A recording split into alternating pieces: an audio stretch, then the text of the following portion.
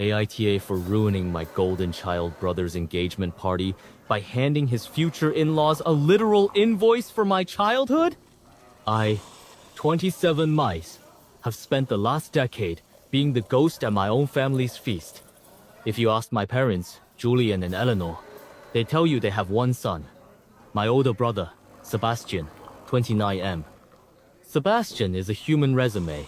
He's tall, handsome, went to an Ivy League school, and works in venture capital. He's also a manipulative, entitled narcissist who has spent his entire life treating me like a stepping stone. Growing up, the dynamic was clear. Sebastian's dreams were an investment. My basic existence was an expense. To understand the climax of this story, you have to understand the sheer weight of the history here. The academic betrayal. When I was 16, I worked my butt off and got a partial scholarship to a prestigious summer engineering program at MIT. It was my dream. My parents told me they couldn't afford the remaining $3,000 tuition. 2 weeks later, they bought Sebastian a brand new BMW for his 18th birthday. When I cried, my mother told me, "Sebastian needs to project success for his college interviews. You're smart, Leo. You'll figure it out." The college fund. My grandparents left a trust fund meant to be split equally between us for college. My parents were the trustees. When it was time for me to go to school, I found out the account was empty. They had spent my half on Sebastian's Ivy League tuition, housing, and a semester abroad in Florence because Sebastian is on a trajectory for greatness, Leo. We had to back the horse that's going to win. You can always take out loans. The rent. I did take out loans. I worked 3 jobs during college. When I graduated and moved back home for 6 months to save up for an apartment deposit, my parents charged me $800 a month in rent. They claimed it was to teach me financial responsibility. I later found out they were using that money to pay for Sebastian's luxury apartment gym membership in Manhattan. I eventually cut them off emotionally. I moved 2 states away, went low contact, and put my head down. I work in software architecture now. I do well. Very well. Actually, not that my parents ever bothered to ask. To them, I am still the disappointment who went to a state school. 6 months ago, Sebastian got engaged to Chloe, 27 first. Chloe comes from old, astronomical wealth. Her family is old money elite, deeply conservative about manners, and hyper-focused on reputation. For the first time in 3 years, my mother called me, her voice dripping with artificial sweetness. "Leo, darling, Sebastian is marrying into the Vanderbilt-esque social registry. We need the whole family there to show them what a stable, loving, upper-class unit we are. You must come to the engagement dinner." I was going to say no, but then Sebastian called me, not to invite me, but to threaten me. "Look, Leo," he said, completely dropping the golden boy facade. "Chloe's parents are incredibly traditional. They value family cohesion. If you don't show up, it looks like we have drama, and that reflects badly on me. Just come, wear a nice suit, keep your mouth shut, play the supportive younger brother, and don't embarrass me with your usual bitter vibe." That was the spark. The match was struck. I realized that for 27 years, I had carried the burden of their secrets, their emotional abuse, and their financial theft just to keep the peace. They wanted me to play a character in their play? Fine. I was going to write a new script. I called a friend of mine who is a forensic accountant. Together, we spent 3 weeks going through old bank statements, tax returns, which I had copies of from my college financial aid applications, and legal documents regarding my grandparents' trust. We compiled a comprehensive, professional, itemized invoice. The grand total, $142,850. Stolen trust fund principal, $65,000. Estimated interest, growth, conservative 7%, $42,000. Adult rent extorted under false pretenses, $4,800. MIT summer program forfeited deposit, $1,050. Interest on student loans. I was forced to take out $30,000. I had the document printed on heavy, high-grade linen paper. I put it inside a sleek, wax-sealed cream envelope. On the outside, it looked like a beautiful, high-end congratulatory card. I made 4 copies. The engagement party was held at a private room in a Michelin-starred French restaurant. Chloe's parents, Richard and Eleanor Sr., were the epitome of intimidating wealth. They sat at the head of a long mahogany table. My parents were practically vibrating with social climbing anxiety, laughing too loudly at Richard's dry jokes. Sebastian was in peak form, swirling his Pinot Noir and talking about his latest venture capital whale. When I arrived, my mother pulled me aside, gripped my arm tight enough to leave a bruise, and whispered, "Smile. Look happy for your brother. And if they ask what you do, just say you work in technology management. Don't mention the state school." I smiled. "Don't worry, Mom. I'm going to make sure everyone knows exactly who we are." The dinner proceeded. Sebastian gave a toast about how family is the foundation of all success and how he learned integrity from our parents. My parents actually wept. Chloe's father looked on, approvingly.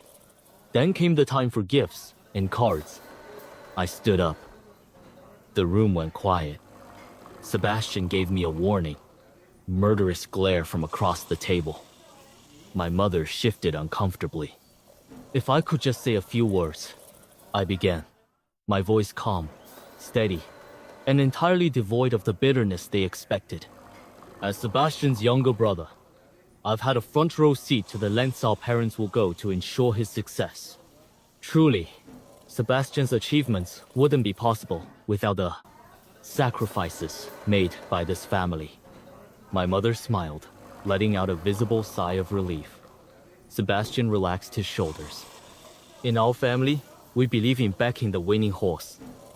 And tonight, as Sebastian joins the lovely Chloe and her wonderful family, I wanted to formally settle the accounts that made this union possible.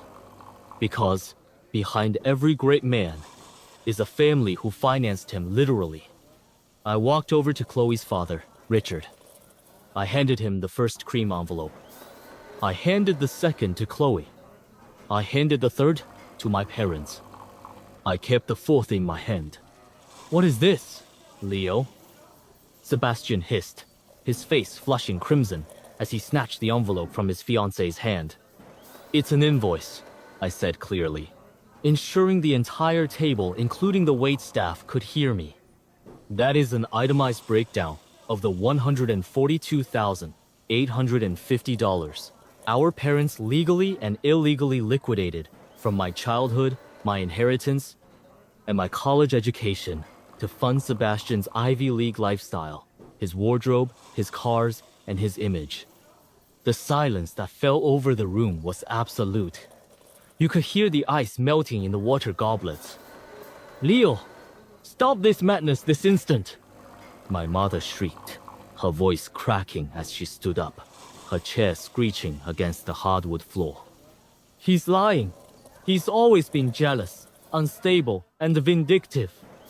"Am I?" I asked smoothly. I turned to Richard, who was already putting on his reading glasses and unfolding the linen paper. "Richard, if you look at Exhibit A, you'll find the bank routing numbers showing the direct transfer of my grandfather's educational trust fund for me being moved into Sebastian's tuition account at Columbia. Exhibit B shows the rent I was charged to live in my childhood bedroom, which directly matched the line item expense for Sebastian's Equinox gym membership in Manhattan." Chloe's mother gasped. Chloe looked at Sebastian with horror. "You psycho!" Sebastian yelled, lunging across the table. He grabbed my jacket, but I didn't flinch. I just looked at him. "I'm just playing the supportive brother, Seb," I whispered, loud enough for Chloe to hear. "I'm making sure your new family knows exactly how much I invested in your success. Since you're a venture capitalist, I figured you'd appreciate a transparent ROI." Richard, Chloe's father, stood up. He didn't yell. People like him don't yell. He looked at the document, then looked at my parents. who were pale, sweating, and looking like they might faint. "Julian," Richard said, his voice like dry ice, addressing my father. "Is this true? Did you fund your son's education by stealing from your other child?" My father opened his mouth, but only a pathetic, choked squeak came out. He couldn't deny it. The bank statements were right there, stamped and verified. "We are leaving," Richard announced. He looked at his daughter. "Chloe, in the car. Now." "Dad, wait!" Sebastian pleaded, his voice cracking, tears of sheer panic and ruined ambition forming in his eyes. "It's not what it looks like. It was a family decision." Leo agreed to it. "I absolutely did not," I said, taking a sip of my wine. "I found out when my tuition check bounced sophomore year." Chloe looked at Sebastian with complete disgust. "You told me your family was perfect. You told me your brother was a deadbeat who refused to go to a good school. You're a fraud." She threw her napkin into her dessert plate, stood up, and followed her parents out of the room. The door slammed shut. The room was empty, except for me, my parents, and Sebastian. Sebastian threw a wine glass at the wall. It shattered, red wine dripping down the cream wallpaper like blood. "You ruined my life! You envious, pathetic piece of trash! I will destroy you!" My mother was sobbing hysterically, covering her face. "How could you do this to your brother? How could you do this to us after everything we gave you?" "You gave me nothing," I said, putting my glass down. "You took everything I had to build a golden idol out of him. But the thing about golden idols, Mom, is that they're hollow, and they melt when things get hot." I walked out of the restaurant, tipped the valet, and drove home in the quiet satisfaction of a debt finally collected. It's been 3 days. My phone has been a radioactive wasteland of voicemails and texts. Sebastian texted me a novel of curse words, claiming Chloe has put the wedding on indefinite hold, and her father is investigating Sebastian's business dealings because he doesn't trust his ethics. My parents left voicemail after voicemail, alternating between screaming at me for being a monster and begging me to call Chloe's father to tell him it was all a misunderstanding or a joke. They are terrified of losing the social status this marriage would have brought them. My extended family, aunts and cousins who never knew the truth, have found out because my mother tried to rally them against me. Instead, when I emailed them the PDF of the invoice and the proof, half of them went radio silent. And my favorite aunt called me to apologize for never noticing what was happening. I feel an incredible sense of lightness. The armor I had to wear for 27 years is gone. But looking at the sheer destruction of my family dynamic, a small, quiet part of me wonders. AITA for choosing their most important night to drop the bomb. Has anything like this ever happened to you? Tell your story in the comments. If you want more daily Reddit stories just like this, make sure to follow and subscribe to the channel. Let me know what subreddit I should cover next in the comments. Stay tuned for the next story. Peace.